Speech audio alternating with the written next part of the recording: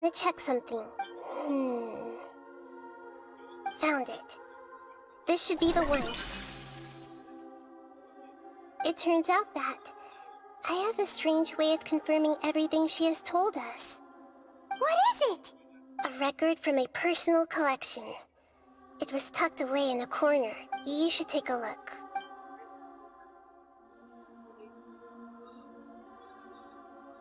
Is this a fairy tale?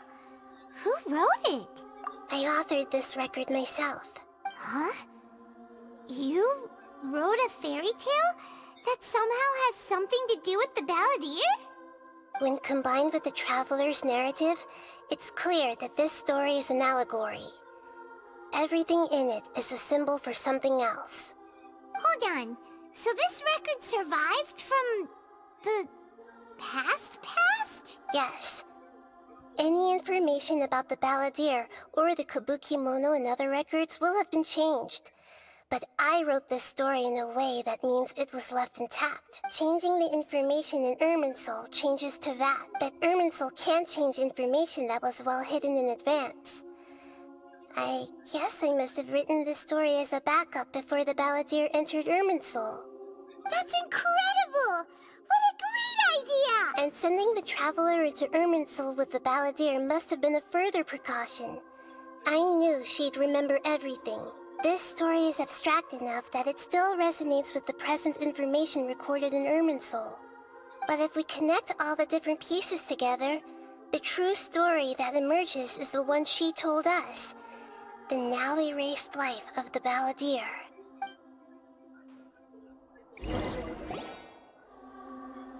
There was once a lone monster draped in fox fur.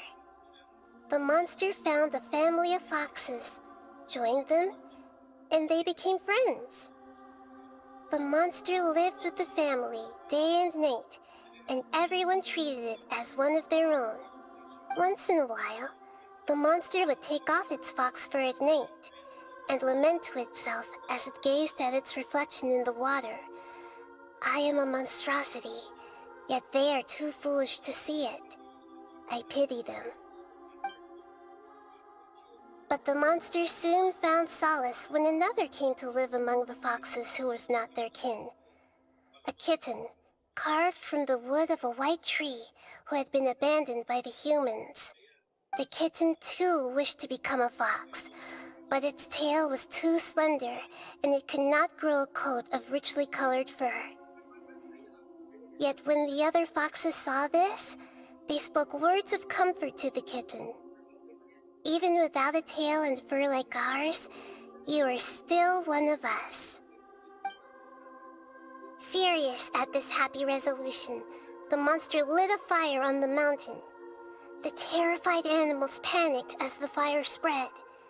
The only way to extinguish the flames was to make a sacrifice.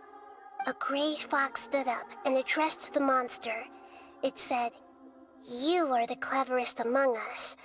Surely you can help us find a way to solve this."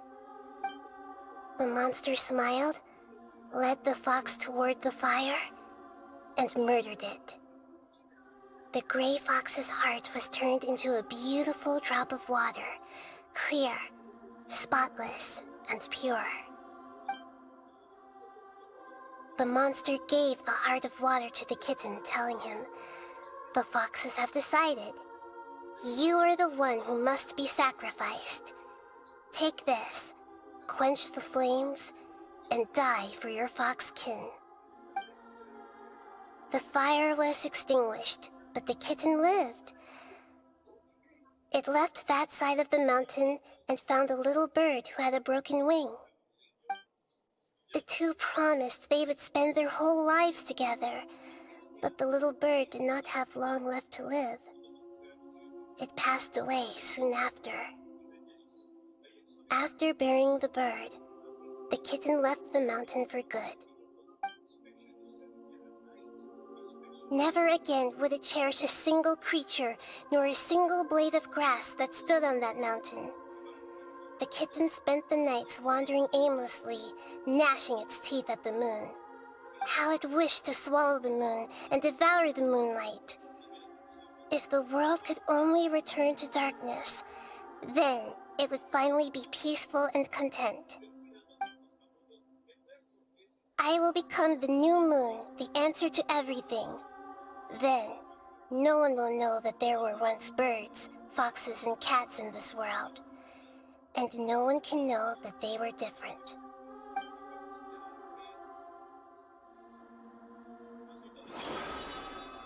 We solved it!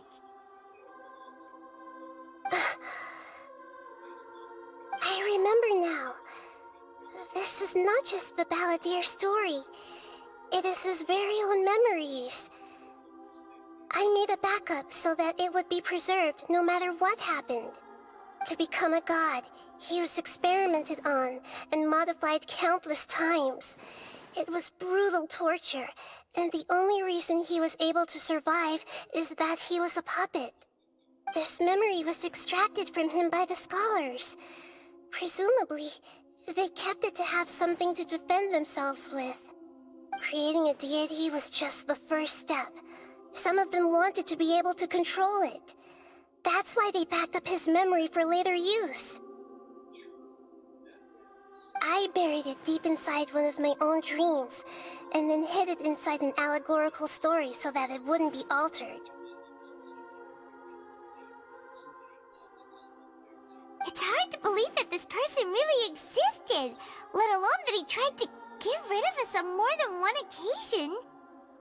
Paimon has no memory of him at all. He completely vanished like a puff of smoke. The Balladeer agreed to help me look for information about the Descenders, and although he was unsuccessful, he still helped you. Before he vanished, he confirmed an important detail, that Conria was where your twin first came into this world. We still don't know how the change to IRMINSUL will affect the senior ranks of the Fatui, but in all likelihood, they won't even remember their own Harbinger.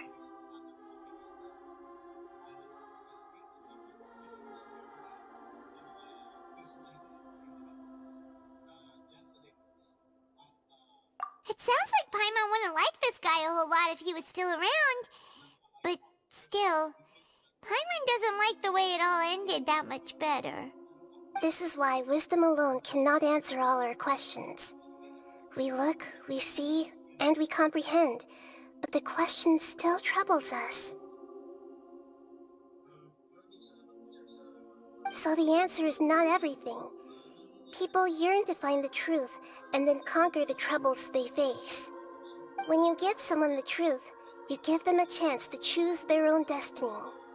To others looking on, this may seem like a pointless endeavor, but for him, the chance to act on his desire to disappear must have meant a lot. Never forget that even when we walk beneath dark clouds along a road filled with suffering, the light of wisdom is always there, guiding us toward a better destination. And that is what you have been doing all along. Yeah, Nahida's right. Cheer up! How about we go get something to eat? We can pick up this heavy conversation again later. Good idea. Paimon, why don't you take her out for a walk to clear her head?